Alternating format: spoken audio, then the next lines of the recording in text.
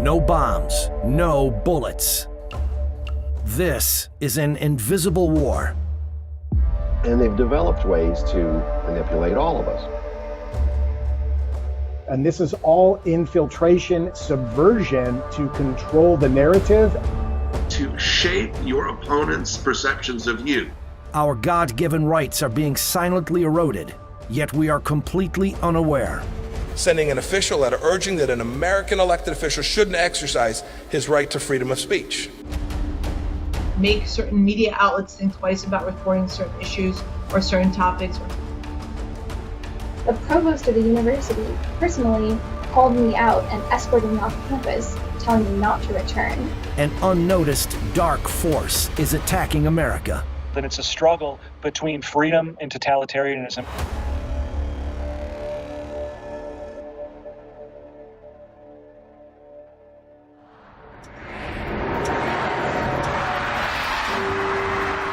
The New Year's crystal ball descends at Times Square on January 1st, 2020. At the same time, over 7,000 miles away in Wuhan, China, political pressure was mounting on 8 healthcare professionals. Local police found these doctors one after another around New Year's Day and accused them of spreading rumors and seriously disrupting social order. Police also warned them if they don't feel remorse, they will face legal punishment. The incriminating evidence against them? Messages they sent to friends on December 30th. One message read, 7 cases of SARS were diagnosed in the Wuhan, South China seafood market. Another read, 1 case of infectious coronavirus pneumonia was confirmed in the Haohu branch of the Wuhan Second Hospital. Others read, the government has not yet decided to make it public. Please be careful, everyone. When the Times Square crystal ball dropped, none of the revelers were aware of the political pressure thousands of miles away, but tragedy was approaching.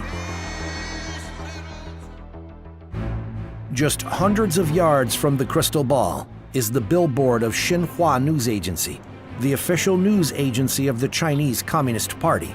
7 hours after New Year's Eve, Xinhua announced on its website in Chinese, Wuhan police have taken legal measures against 8 healthcare professionals because they were disseminating false information. The agency also told the Chinese public not to believe them and spread rumors. You had hero doctors that were sounding the alarm, trying to tell the world about COVID-19. And the Communist Party of China clamped down on that immediately. That censorship directly exacerbated COVID-19. And it is something that is now impacting so many Americans.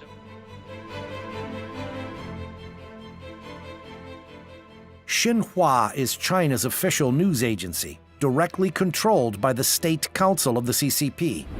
Cai Mingjiao is the president of Xinhua.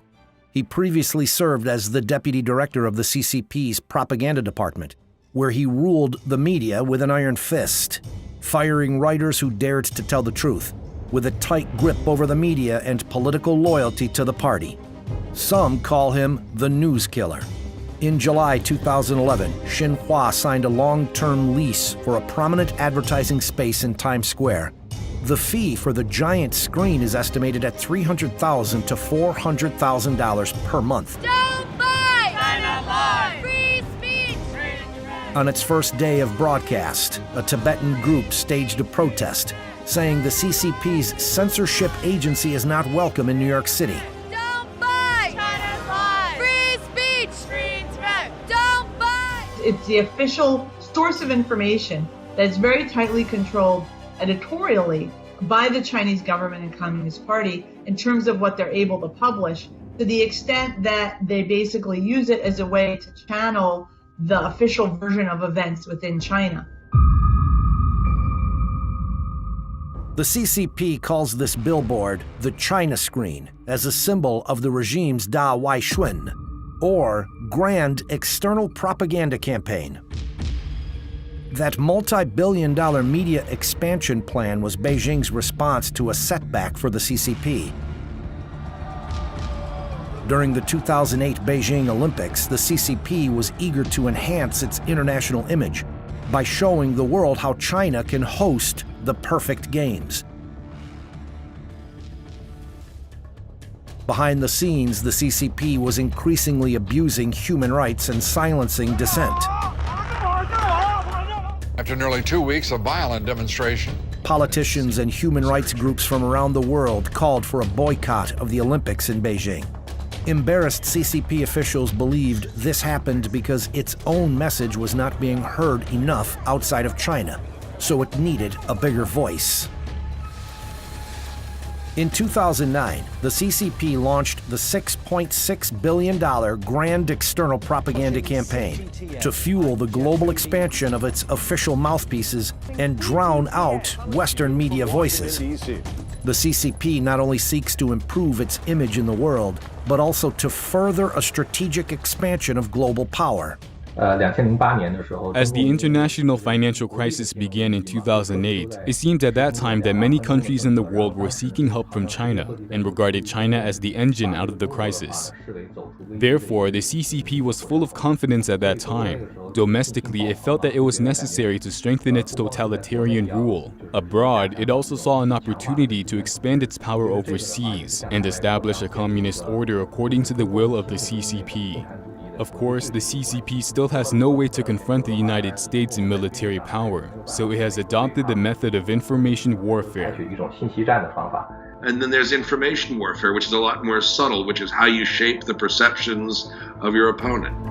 And there's a lot of different modalities used to achieve those ends, for one country to achieve its policy goals by manipulating another one. As the vanguard outpost of this global campaign, in 2010, Xinhua rented top-floor office space in Times Square to be its North American headquarters for the next 20 years. The next year, it rented the highly visible advertising screen and started playing propaganda videos. Another Chinese state mouthpiece media, China Daily, entered Americans' lives in an even more insidious way. China Daily, for example, the CCP controlled a state-sponsored newspaper from China, is dropped on my doorstep as a member of Congress in my House office building. That's just skimming the surface of how powerful and how advanced the Chinese propaganda machine really is. China Daily has been inserting a multi-page supplement called China Watch as paid advertisement into major newspapers including The Washington Post and The Wall Street Journal over the past years. The Chinese Communist Party understands that politicians in the West, unlike there, have to be responsive to public opinion to some degree. And by growing their influence in these other media outlets, they're able to shape American perceptions of communist China to make the American public at least less hostile, which makes it easier for Chinese Communist Party officials to deal with American elected officials. Trying to shape the narrative about China, these advertisements describe the CCP as an open and civilized regime and claim that the people under the CCP's rule enjoy economic prosperity as well as freedom, and that the Chinese market has many business opportunities. On the first page of the insert, in barely noticeable text, it says the content was paid for by the official media of the CCP. Don't focus on what the Chinese Communist Party, what the narrative is. Remember, a communist regime dominating a narrative and controlling the narrative. Look at their actions over the past decade and several decades and since they've been in power. When you look at a Marxist-Leninist socialist system or socialism with Chinese characteristics, it's always for the betterment of the party. They will trample human rights, basic rights of individuals in order to get to that goal, and they make no mistake about that. And we know what they're doing to the ethnic Uyghurs in northwest China and Xinjiang. We know what they did in Tibet, and we know what they've done to the Falun Gong and the Christians. The China Daily, sponsored by the CCP's propaganda department, was made to register as a foreign agent with the Department of Justice in 1983. New documents filed with the U.S. Department of Justice on June 1st show that over a 3-year period, starting November 2016, China Daily paid over $4.6 million to the Washington Post and nearly 6 million to the Wall Street Journal. It is quite difficult for many newspapers to survive in the digital age. The Chinese Communist Party can publish a lot of information on these newspapers with such a large sum of money. People in many countries have not directly suffered from the rule of the Communist Party. They don't know how evil the CCP is. Therefore, Westerners are more likely to accept the stories told by the CCP before they are actually heard. So, Nazi Germany with Joseph Goebbels. Information warfare has been with us for a long time. Now the media environment has changed. How people absorb and consume information, how it's disseminated is very different from earliest 20th century methods. But the goal is the same, and that is to shape your opponent's perceptions of you, to undermine their will to confront you.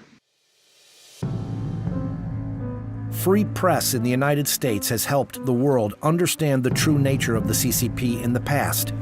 In 1989, when the CCP army blood-washed the Tiananmen Square democracy movement, Western reporters risked their lives and captured images of the Chinese people's fight against tyranny. In 1997, American media exposed the state-sponsored sale of human organs from executed prisoners for medical transplantation. With the free flow of information, the CCP's propaganda machine wouldn't be able to compete even if it ran at full capacity. For that reason, the CCP prepared another tool for its grand external propaganda campaign: foreign censorship. The Chinese government and Chinese officials inside China trying to obstruct foreign correspondents from covering certain stories, intimidating sources. And so it does make it harder for them to report information on various aspects of what's happening in China that the Chinese government doesn't like. In 2012, after publishing investigative stories exposing CCP officials' massive wealth, both the New York Times and Bloomberg had their websites blocked in China, and reporters' visas were denied. 1 year later, Bloomberg reportedly killed another investigative report about the financial ties of a top CCP official. In 2018, the CCP arrested the relatives of at least 5 reporters after these Radio Free Asia journalists covered the human rights violations in Xinjiang. In 2019, the CCP threatened data company Refinitiv, a partner of Reuters news agency, with having its service in China suspended if Refinitiv didn't remove stories related to the Tiananmen Square massacre. Refinitiv eventually complied. In addition, the CCP has expelled at least 19 foreign journalists in the past 12 months, and about 82% of foreign journalists say they've experienced interference, harassment, or violence while reporting in China in the past year. The CCP has even extended this interference overseas. Chinese diplomats are regularly trying to interfere with the media space in the United States, especially Chinese language media, but not only. So it involves intimidating reporters, calling up executives to complain about particular stories, intimidating advertisers who try to run ads from the local Chinese community. I think if the purpose is to try to encourage censorship or make certain media outlets think twice about reporting certain issues or certain topics, or make advertisers think twice about advertising in particular news outlets, then yeah, I would say that that's been effective in some cases. But they don't have the freedom to silence those who disagree with them, or to present the Chinese Communist Party line as the only correct perspective. The censorship of speech is far-reaching, and at some point can be deadly. When SARS broke out in China in 2003, the Wall Street Journal and Time magazine reported on Chinese doctor Jiang Yanyong, who exposed the CCP's official cover-up of the epidemic. The reports attracted global attention, and experts from the World Health Organization soon went to China to investigate and confirmed the CCP's cover-up, thus preventing the epidemic from spreading further. 17 years later, the CCP's censorship machine has matured. At the beginning of the virus outbreak, the CCP ordered Chinese doctors not to accept interviews from any media, and the WHO took CCP information at face value, then based recommendations on it, leading to the global spread of the epidemic. In the meantime, Most media in the U.S. directly quote CCP data, even after it's been exposed as propaganda and lies. Today, news outlets continue to report Chinese data as fact. China has had enormous success, rarely mentioning how the CCP's initial cover-up left the world unprepared, costing countless lives. And instead, these media report on what lessons the rest of the world can learn from the CCP. 如果他们不能够在中国采访的话，就是感觉好像这个报纸就缺乏一定的影响力啊，或者拿不到第一手。 They feel that their newspapers will have no influence if they cannot do reporting in China, so they desperately want to please the CCP and be very cautious about what they report on China and try to balance their reporting. Their so-called balanced reporting is to publish a lot of the CCP's words or simply flatter the CCP. I think this has violated the most basic principles of news journalism. 我觉得这些媒体我觉得它是违背了这个新闻媒体它的一些基本的原则。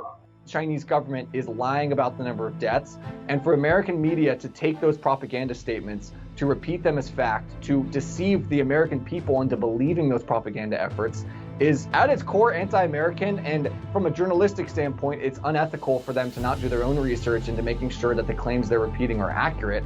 And sadly, if you're asking what college students think and what young people, the next generation think, many of them simply are ignorant to the fact that this information is not truthful, it's a lie. And so shame on the media for repeating these accusations, because you've got an entire generation of Americans coming up.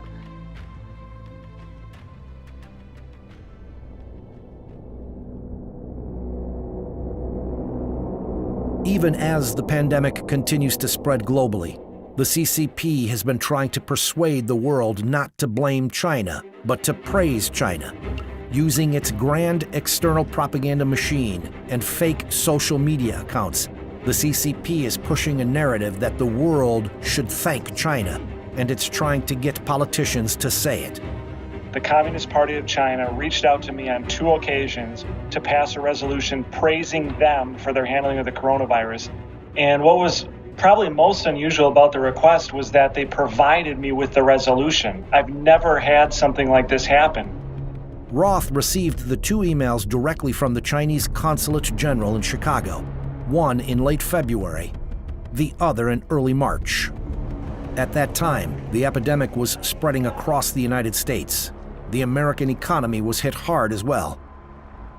They actually just had the samples destroyed of this initial samples taken from the sick in Wuhan, where they had the genome sequenced, and they destroyed all of that. They destroyed the evidence. They covered up. They hid. They prevented researchers from getting into the country, and they basically said, well, they see no evidence of human-to-human spread of the virus. At the same time, hundreds of thousands of people were leaving Wuhan and going to all points of the compass. So all these emotions are running through me. And to be honest with you, I got downright mad. And that's where I told my staff, I dictated to them a response. I said, you send this out word for word. Dear Consul General, nuts. Besides anger, Roth had worries too. He realized how the CCP had extended its influence to elected officials in the United States, and that it may even be a common practice. I've never spoken to their consulate before, so that's why it makes this request very unusual and very scary that they felt that this was normal behavior for a foreign government to come to a sovereign state like Wisconsin and ask them to pass this resolution. Here's probably the part that should scare most of us. They actually felt it was okay for them to do this. So it makes you wonder, am I the first one that they've reached out to ask for a resolution to be passed? I find it hard to believe that I would be. The New York State Senate passed a controversial resolution on June 18, 2019, designating October 1st as the China Day. October 1st is the anniversary of the Communist Party's takeover of China in 1949. Huang Ping, the Chinese Consul General in New York, was invited to witness the adoption of the resolution. Many Chinese groups in New York State protested the resolution. Among them were groups oppressed by the CCP. They worried that the resolution would boost the CCP's image in New York State. A month before New York State passed the resolution, U.S.-China trade talks had collapsed because the CCP was unwilling to make real legal commitments to protecting intellectual property rights. Some federal officials called for escalating sanctions against the CCP. At that moment, the friendly gesture toward the CCP from New York State was immediately praised by the Chinese foreign minister. Since President Trump came to power, especially during the U.S.-China trade war, the two parties have reached a consensus on the CCP. So the CCP shifted its focus to state governments, because state governments don't have dedicated personnel for foreign diplomacy, and people at the state level are far less vigilant towards the CCP. Also, their understanding of the CCP's nature is not as good as people in the federal government. The CCP really wants to have some resolutions passed at the less guarded state level to create an environment conducive to itself while exerting pressure on the federal government. New York State, which was hit hard by the pandemic, has more economic and cultural exchanges with the CCP than any other state. According to the China General Chamber of Commerce, $50.9 billion of investment from China was injected into New York from 2011 to 2017, much more than any other state. The New York State government stated in 2017 that developing relations with China is one of its top priorities.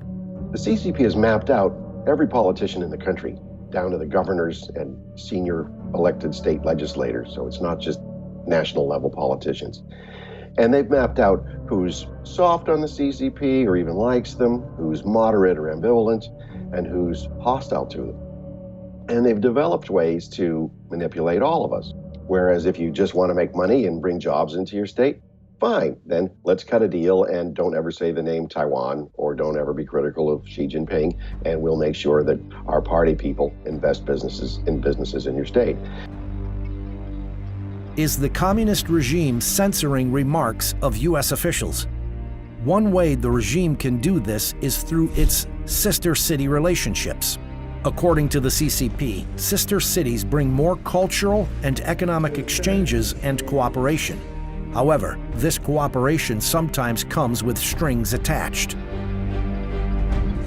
When the Czech capital of Prague signed a sister city agreement with Beijing in 2016, Prague agreed to adhere to the One China policy, that is, recognizing Taiwan as part of China. This was exposed by newly elected city officials last year. The new mayor rejected including a political declaration in the agreement between the cities and wanted to remove the One China language. He said his country should not turn away from the victims of injustice.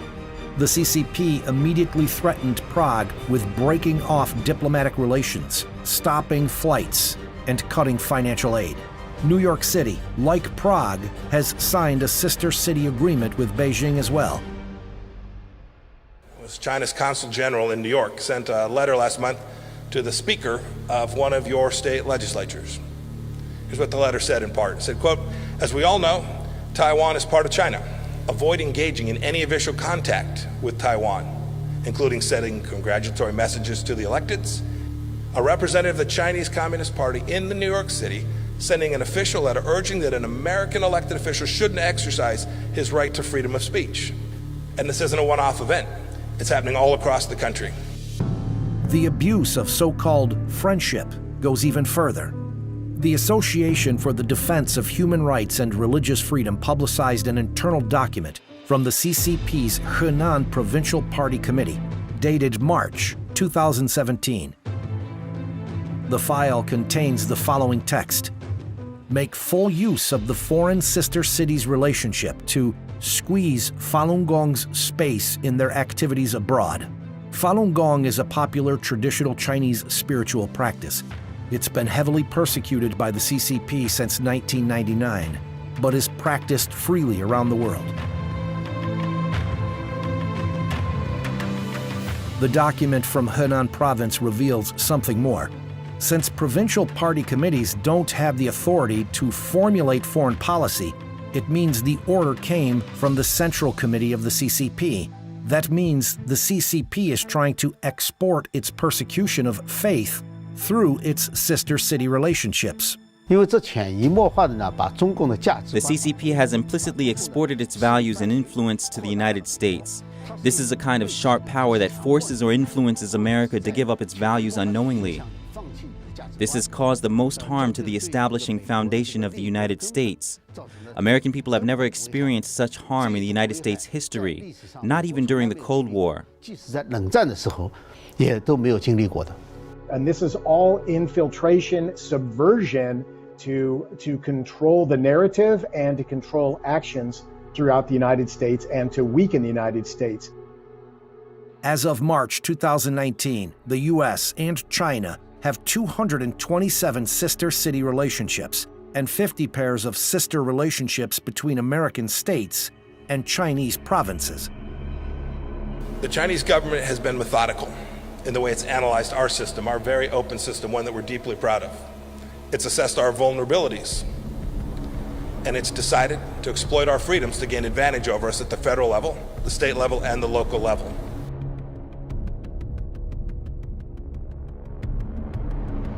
Another Trojan horse entered the United States under the banner of cultural exchanges in 2004. It's part of the CCP's warfare on ideology. They are called Confucius Institutes. Beijing-funded Confucius Institutes work with American universities and schools and are billed as centers for teaching Chinese language and culture. But really, they execute a more subversive political agenda. They feed the Chinese Communist Party line on everything from... I did case studies at 12 Confucius Institutes in the United States. And when I talked to the Chinese director of one Confucius Institute at New Jersey City University, I asked her, what would you say if a student asked you, what is Tiananmen Square, what happened there? Her answer was that she would show a picture and point out the beautiful architecture. That's the most important thing about Tiananmen Square, the architecture. We know that there is a major historical event that happened there that students need to learn about, but you won't learn about that at a Confucius Institute. The CCP has opened 541 Confucius Institutes in over 100 countries around the world. About 15% of them are in the United States, the largest number in any one country. In the United States alone, the Chinese Communist Party has invested at least $158 million in Confucius Institutes, including startup and operating costs, teacher salaries, and teaching materials. The money comes from Hanban, the supervising body of the Confucius Institute, which is under the Ministry of Education of the CCP. The Chinese government reserves to itself the right to veto any course materials or programs. So think of this as a foreign government telling a college or university what it can or cannot teach on its own campus. Rochelle Peterson, policy director of the National Association of Scholars, visited 12 Confucius Institutes in the United States to conduct a case study. But none of the American universities were willing to show her their contract with Hanban. After she filed Freedom of Information Act requests, she got 8 contracts and understood why the CCP wanted to keep them secret. The contract terms include Chinese employees of Confucius Institutes, even in the United States, must obey the laws of the Chinese Communist Party. Hanban has the right to evaluate the performance of Confucius Institute teachers in the United States. American universities and employees must not tarnish the reputation of the Confucius Institute. Otherwise, all cooperation and funding will be terminated. The purpose is to signal to colleges and universities what kind of behavior is desired by the Chinese government and what kind of behavior is necessary to maintain the financial benefits of having a close relationship with China.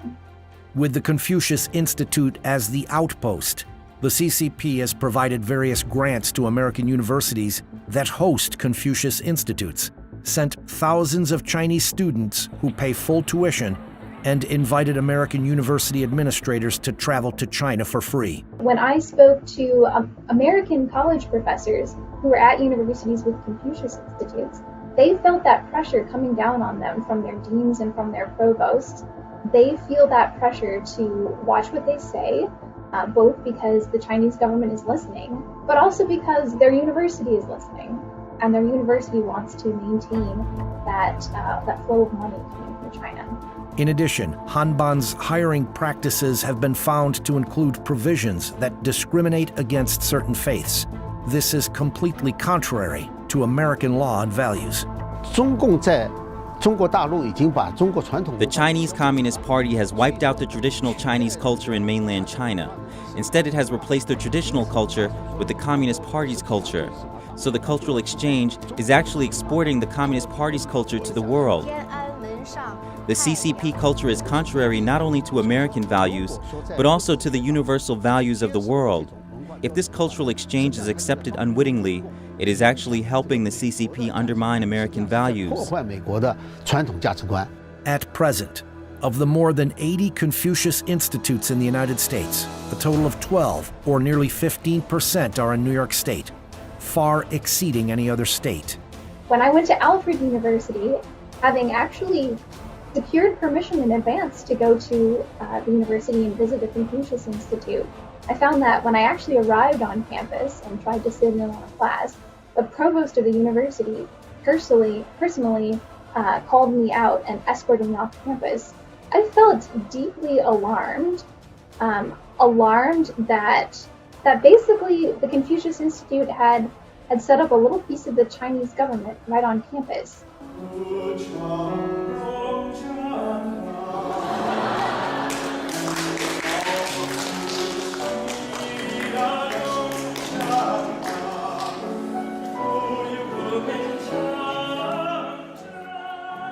But keep in mind that a lot of the older generations in America, they were old enough to remember the Soviet Union. They were old enough to remember the Cold War. They remember countries crumbling under communist and socialist regimes. But a lot of young people, they don't really remember any of that. They're not super aware of what's going on there. And because of that, they're more likely to fall for the propaganda efforts than maybe older generations are. The communist and other totalitarian regimes, they try to create Homo Sovieticus or Homo Communisticus in order to make people think or stop thinking and just accept what the party says is right or wrong. Beijing knows that today's kids are tomorrow's leaders. The China competition is happening. It's happening in your states, and it's a competition that goes to the very basic freedoms that every one of us values. Then it's a struggle between freedom and totalitarianism, between people having the choice to do with what they want with their lives and then having somebody else tell them what they must do and how they must live. And that's why when I look at the Chinese people, I see us in them. But I also know that in the end of the day, if you look at history, right always wins out.